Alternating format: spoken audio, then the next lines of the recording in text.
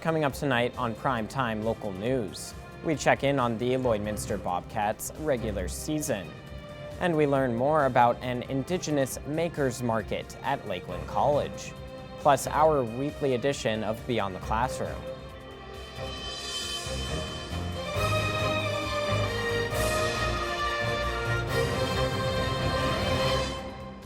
Primetime Local News, serving the Lakeland and Midwest regions.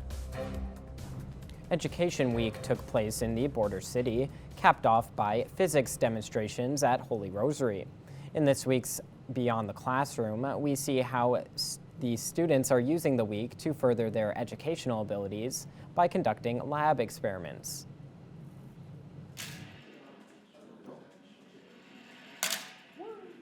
Students at Holy Rosary were treated to Education Week activities, with schools trying to make learning as interesting as possible. Holy Rosary focused on their physics program to highlight the hands-on nature of science. The best part I like about physics is we can do the calculations, we can do the textbook work, and we can learn the theory, but we can apply that theory to hands-on situations. We could do rotational dynamics, and we can look at things moving in a circle, and we could do a flying pig lab. The week has been seen as a success by Holy Rosary staff, seeing these students engaged in learning more through participating in the labs.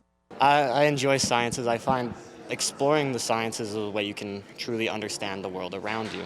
Just understanding why this happens is always something that's intrigued me. Because you look at, a plane flies, but why does a plane fly?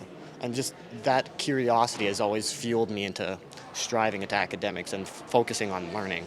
On top of the learning taking place, Holy Rosary believes there are many life lessons to be taken by the subject of physics. There's not necessarily one way to do something in physics. There's often multiple paths that we get to the exact same destination. And that's all for this week's edition of Beyond the Classroom.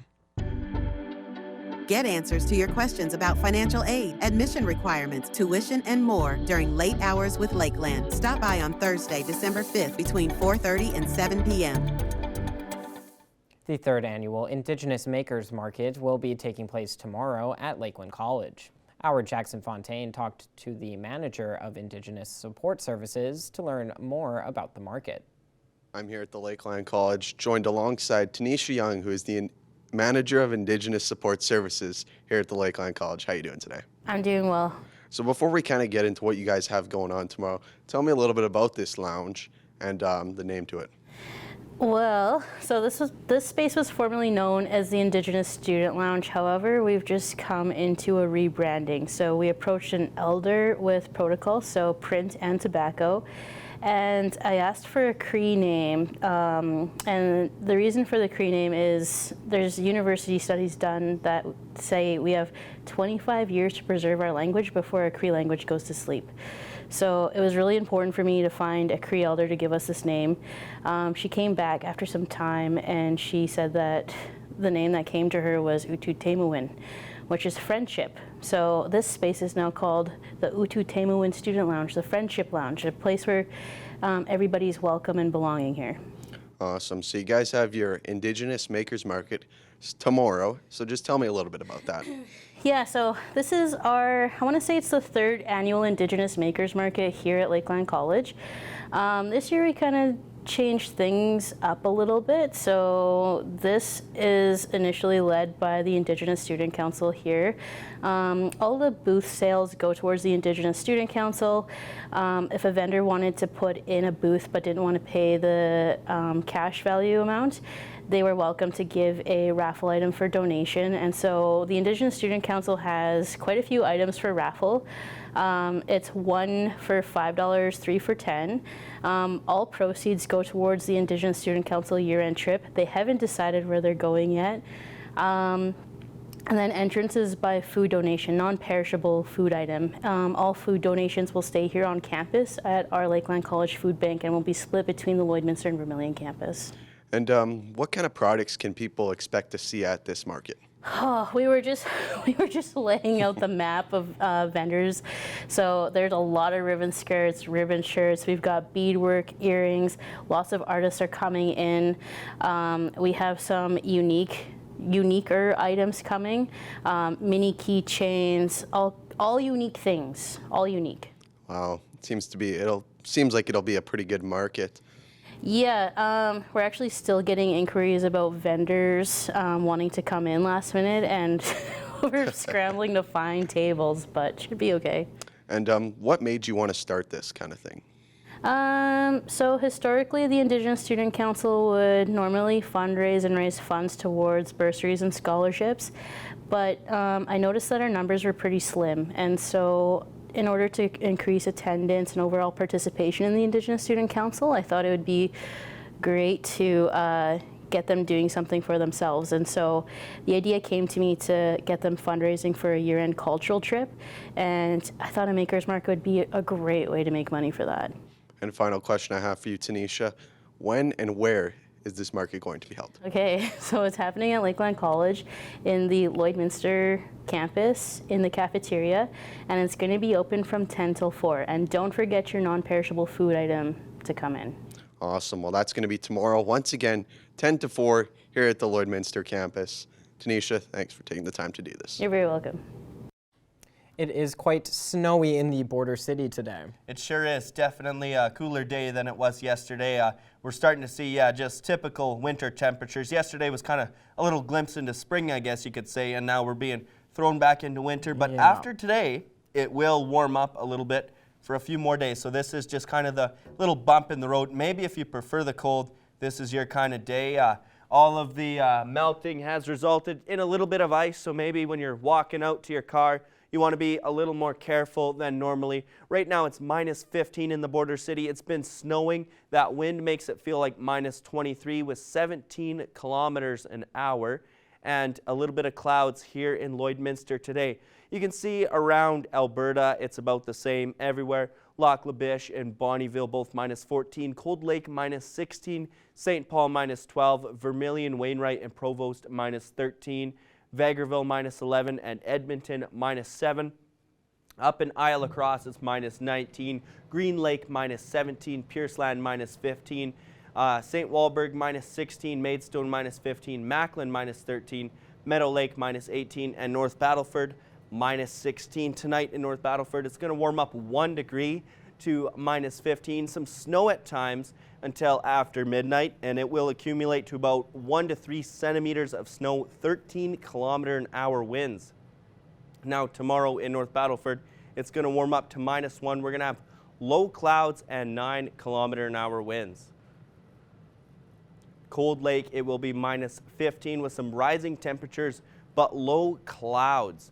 And tomorrow in Cold Lake, it will be 0. So a very nice day in Cold Lake, a warm day in Cold Lake. Mostly cloudy, 9 kilometer an hour winds.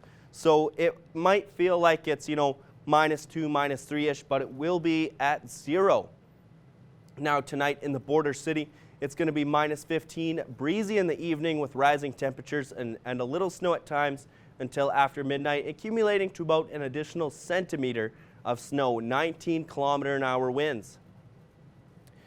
Now tomorrow in the border city, it's going to be a warmer day like I said earlier. 6 a.m. it will be cloudy. Those clouds will remain throughout the day. Minus 7 at 6 a.m. It's going to warm up to minus 1. That minus 1 will carry over into 6 p.m. And then at midnight, it's going to get above 0. It's going to be 2 degrees. We're going to see some intermittent clouds. So the cloudiness will dissipate a little bit. Thursday, low clouds with a high of 1, and it's going to get down to minus 1. A warm few days ahead. Friday, even warmer, breezy in the morning with a high of plus 5. Going to get down to minus 1 once again. And then Saturday, sorry about that, cloudy with a high of 3, and that low is going to be minus 6. So overall, we're expecting a nice few days ahead for this going into this weekend here in Lloydminster. That is your first look at the weather. We'll have some more news after the break.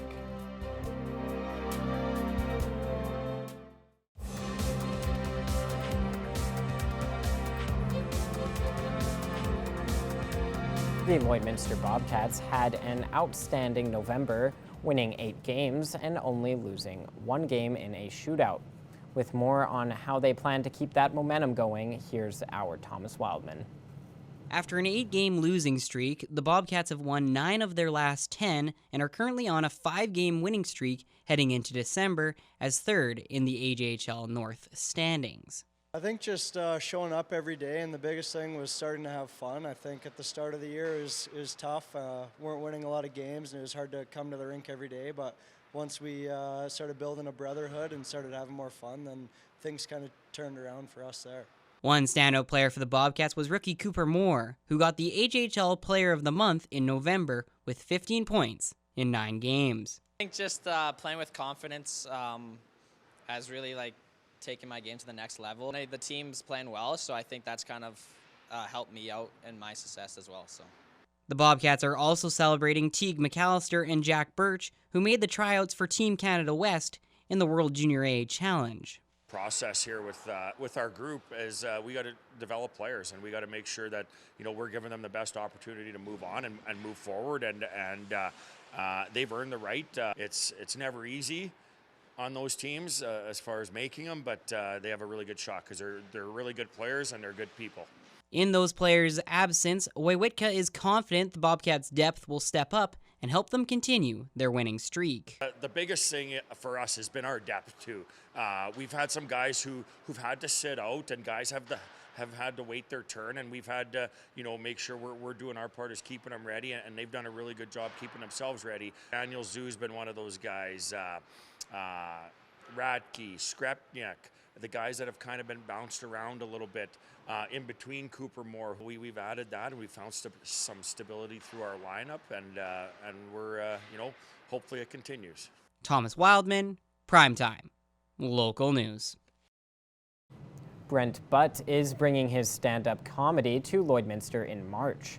Our Lane Hoffert sat down with the Corner Gas star to discuss his upcoming show. I'm joined with comedian Brent Butt, who's going to be taking his show to the Vic Juba on March 12th. Thanks for joining me, Brent. People are familiar with Corner Gas. What can they expect from your stand-up? Middle-aged guy yakking. That's about it. I don't know how much to put a finer point on it. It's it's just me doing stand-up comedy. It's me talking, cracking wise, trying to be funny. Usually pans out. It's usually a good time. Other than that, I don't know I never really know myself what to expect to a show. That's one of the things that I love about stand-up comedy is that every show really is different. Every time you get in front of a new group of individuals, that creates a brand new chemistry that's never existed before. And so you never really know as you stand in the wings what the show's going to be like. So that's what makes it fun and interesting, even 35 years later. So you said you've been at this 35 years, and that's quite a long time. Has your comedy sort of evolved in the last 30-odd years? I think fundamentally it's kind of the same. I'm still very conversational. I'm not a guy who sort of tells jokes or one-liners. I don't even really tell stories, but it's very conversational. And that hasn't changed even from when I first started when I was 21 or so. 21 when I started. But I do think that I like to think that I've gotten better. I think every year I've gotten better and plateaued. But I think it's just I understand now better than ever what is involved in creating a story, a digestible story. I think I'm better now than I ever was at finding out what is the nugget of a comedic premise that you can sink your teeth into and how to manipulate that the best way possible. I think I'm better at that now than I probably ever was.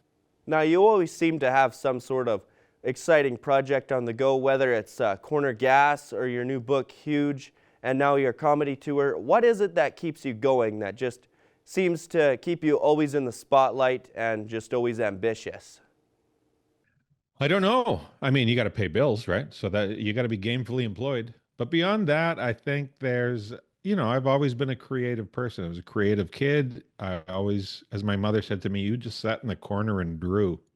I basically just drew and wrote stories all my life. And whatever that is, maybe it's psychoses or neuroses that's in me, sort of compels me to create stuff. I get ideas in my head. Here's sort of the way it works is basically I get an idea in my head. I get lots of ideas in my head. Some of them just won't shut up. And if I don't get them down on paper, I will go mad. And so it's almost almost a form of self-preservation that I have to get these things out of my head and onto paper somehow. Sometimes they're stories, sometimes they're pictures, um, sometimes they're just jokes. But if I don't get it out of my head, I will go mad. It's all I can think about. And so it's sort of creating is sort of a way of purging. It's sort of a way of maintaining an ability to function within society. I think if I didn't get my stuff down on paper, I would become a lunatic. What is it about your work that seemingly everything that you're involved with, whether it's Corner Gas or your book or your stand-up, it seems to turn to gold? People seem to really like it. What do you think it is that makes your work resonate with people? Yeah, I don't know. I think there's far too many intangibles to really be able to file it down and put your finger on one thing. I think it's probably some balance of, as most things in life are some balance of things. I think it's a balance of being authentic to the thing that I'm trying to create without worrying about whether it's going to be something that people like or not. And so it's some balance of being authentic to the thing, regardless of the outcome, and also still being pragmatic enough that once the thing is out and sort of created, to say, well, can I shape this into something that people might enjoy?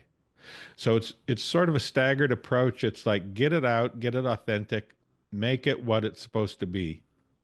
And then if that turns out all right, look at it again with second eyes and say, can this become how can this become something that other people might enjoy? If it can't, and I've had things like that where I've created things that I think are authentic and they're what they're supposed to be, but I can't see a way to sort of market it or put it in front of people that's going to be palatable in any way.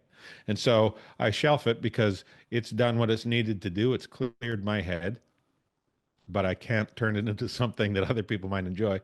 But there are times, like with Corner Gas or like with my book or with my movie No Clue, where I write the thing, make it what it's supposed to be, and then look at it again and say, yeah, this could be something that others might enjoy too, with a tweak or two here. So it's some balance of those two things. But I think if you don't start from a place of authenticity, I think if your first step is to say, okay, how can I make something that is marketable and people will digest? I think that's the wrong first foot forward. I think the first foot forward has to be create the thing in an authentic way, the way the thing is supposed to be. Then your second step is, can I turn this into something digestible? All right, and lastly, where can people go if they want to buy tickets to your upcoming show? If you just go to my website, the links are there. If you go to my website, brentbutt.com, you'll see the See Brent Live thing there. All the links to all my upcoming live shows are there. That's all the questions I have for you today. Thanks a lot for joining me, Brent. Yeah, we've peeled back the curtain, a peek behind the curtain. It's now time to take a look at your adorable animals in our pet picks of the day.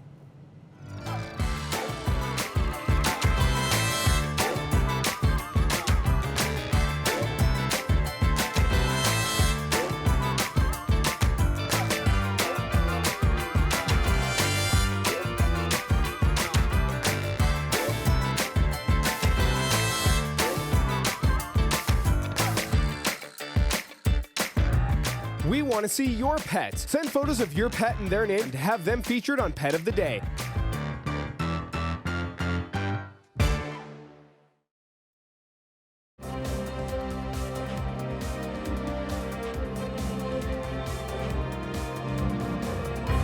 Cultural influences may come into play with couples going through divorce and separation. Stacey Comer has more in this week's episode of Healthy Thriving Family After Divorce.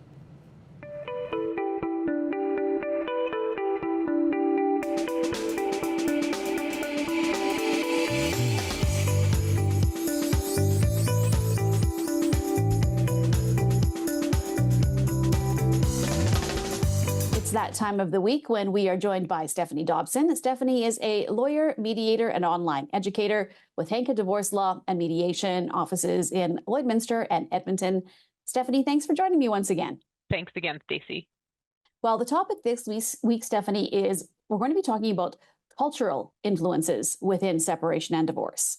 Yeah, cultural influences really play a significant role in shaping practices, attitudes, and views towards separation and divorce. And it's really important to understand cultural influences for legal professionals, counselors, and even individuals navigating separation and divorce, because it can really guide the approach, it can guide the communication, and the support strategies tailored to specific cultural contexts. So today we're going to go through some of the key aspects of how culture can affect these processes. Okay, well, let's start then with the list, Stephanie. And the first one is cultural beliefs and values. Yeah, and I should say we're not going to solve anything today, but we're more just, it's really important to bring awareness to these sorts of things because they really do affect the outcome of a separation and divorce. So Absolutely. different cultures have varying beliefs about marriage, family, and divorce. So for instance, some cultures may view marriage as a lifelong commitment and may stigmatize divorce, leading individuals to tolerate unhappiness rather than to end the marriage. Okay, and the next one then is religious beliefs. Yeah, religious teachings can certainly significantly impact divorce acceptance. Some religions discourage or prohibit divorce, while others may provide specific guidelines or support for couples undergoing separation. So it's really important to be aware of those and to talk to your clients and the parties about those kinds of things if it impacts them at all. And the next one then, Stephanie, is family dynamics. Yeah, cultural norms surrounding family structure and family responsibilities can really affect how separation and divorce are perceived. So in collectivist cultures, extended family involvement and expectations may even influence an individual's decision to separate. Okay, and then gender roles is also another thing on the list. Yeah, so different cultures assign various roles and responsibilities to men and women. Yes, this still happens in societies, which can really impact divorce. So in some cultures, traditional gender roles may discourage women from initiating divorce due to financial dependency or societal pressure. Okay, and then legal framework is another thing that we'd like to talk about. Yeah, cultural norms can shape the legal framework surrounding divorce. So in some countries, cultural customs may dictate specific processes for separation, such as things that we always talk about, like mediation or even community involvement, rather than formal court proceedings. Okay, and then societal attitudes. Yeah, societal perceptions towards divorce can influence individual decisions. So in cultures where divorce is viewed negatively, individuals may face social stigma or even isolation, which can deter people from pursuing separation or divorce. Okay, and then the next one on the list, Stephanie, is support systems. Yeah, cultural context can provide varying levels of support for individuals facing separation or divorce. So some cultures may emphasize community support, while others may encourage individuals to seek professional help. Okay, and what about children's impact? Yeah, cultural views on children's well-being can certainly influence how parents navigate their parenting arrangements. Prioritizing family unity or collective upbringing practices can impact decisions relating to children during a divorce. Okay, and the next one is communication styles. Yeah, we've got two left. So number 9 is communication styles. So the way that individuals communicate about divorce can certainly vary culturally. Some cultures may emphasize indirect communication or even conflict avoidance, which can certainly affect how separation discussions are approached. Okay, and the last one on the list, Stephanie, is reconciliation efforts. Yeah, so in many cultures, efforts may be made to reconcile a marriage before pursuing divorce. So cultural practices such as counseling or even intervention by family members may be common and try to restore the relationship. All right, Stephanie, very interesting. There's always something new when we chat every week. So thanks again for the conversation, and we'll be back to chat with you again next week. Thanks, Stacey.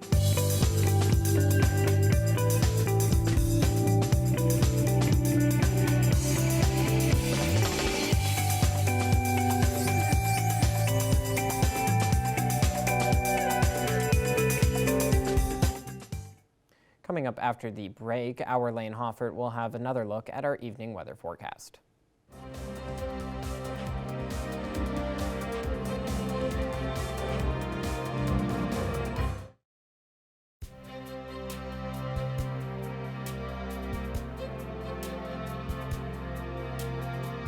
Welcome back. We're going to take a second look at your evening weather here in Lloydminster right now, minus 15. That wind 17 kilometers an hour, making it feel a little closer to minus 23. And there are a few clouds out in the sky tonight.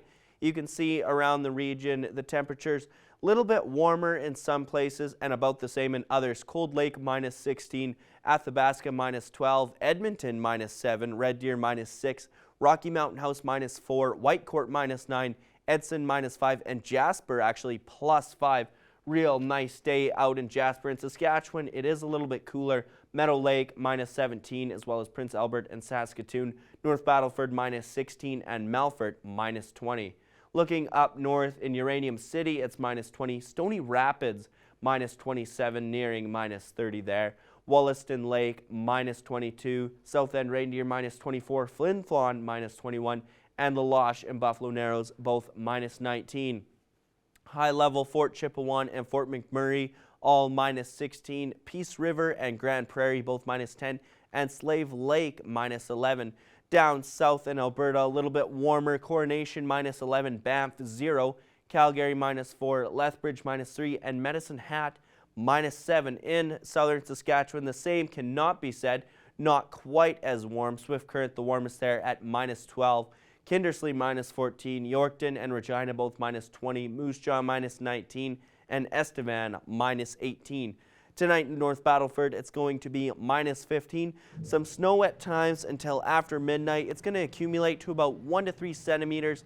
13 kilometer an hour winds sure to blow. Some of that fresh snow around, maybe making it a little hard to see if you're out walking or driving. In Cold Lake tonight, it's going to be minus 15. Rising temperatures with low clouds and 11 kilometer an hour winds. Only a 25% chance of precipitation, so not likely to be any snowfall in Cold Lake tonight. In Lloydminster, the same cannot be said, however. Minus 15, breezy in the evening, rising temperatures with a little snow at times until after midnight, accumulating to about an additional centimeter of snow. So if you do have snow on your driveway, maybe want to get that shoveled off before you have an extra centimeter to shovel. Taking a look at some temperatures around the region, Meadow Lake and Paradise Hill both minus 16, Bonnyville minus 14, Provost minus 13, and Isle Cross minus 19. Little bit of snow in Provost and Paradise Hill. Now looking at some more from around the region, Burnham minus 12, Pierceland minus 16, Unity minus 15, Wainwright minus 13, and Calgary minus 4. Unity and Wainwright could be seeing a little bit of snow, just between 1 and 4 centimeters. Now taking a look at your 7-day forecast, we have quite the lineup it seems. Thursday the high will be +1, Friday +5, Saturday +3, before settling into those closer to 0, those warmer negative temperatures throughout until next Wednesday. We can expect some nice days in Lloydminster. It is great to see those plus temperatures on the horizon. It is December. We're getting spoiled. I am quite excited to see. We sure are. We got the December in November, and now we're kind of getting the fall in December. That we are, yeah. That is all the time we have today for Primetime Local News. Thanks so much for watching, and have a great night.